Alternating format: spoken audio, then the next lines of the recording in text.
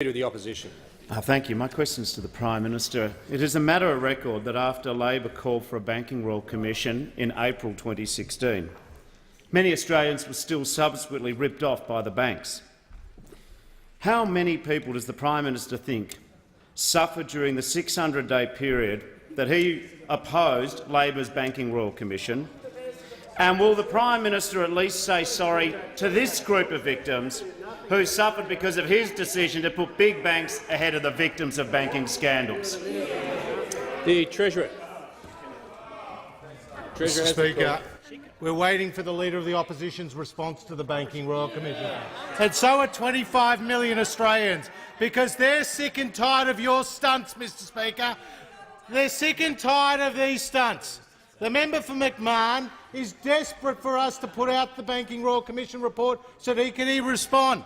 A week later, we've seen nothing, Mr. Speaker. Absolutely nothing. The member for Hotham said they will agree to every single recommendation. Well, where are the start dates for their response, Mr. Speaker, on the Banking Royal Commission? This is what the Leader of the Opposition said back in 2012.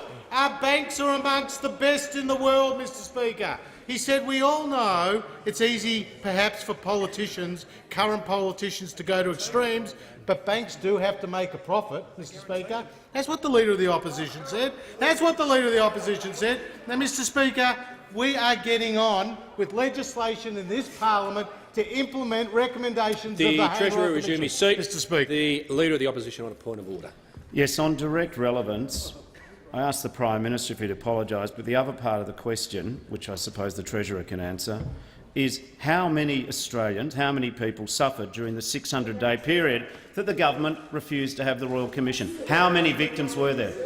The Treasurer, member for Gilmore, the Treasurer has the call. As the Leader of the Opposition knows, there are a number of aspects to the question. The Treasurer has the call. Mr. Speaker, the Royal Commission looked back at misconduct a decade, which included misconduct that occurred on your watch, Mr. Speaker, when the Leader of the Opposition had Trio, had Storm Financial, had Opus Prime, and had a Leader of the Opposition who was then the Financial Services Minister of this country, who was running around saying our banks were the best in the world, Mr. Speaker. A Leader of the Opposition who was then the Financial Services Minister, who said our regulators were the best in the world, Mr. Speaker.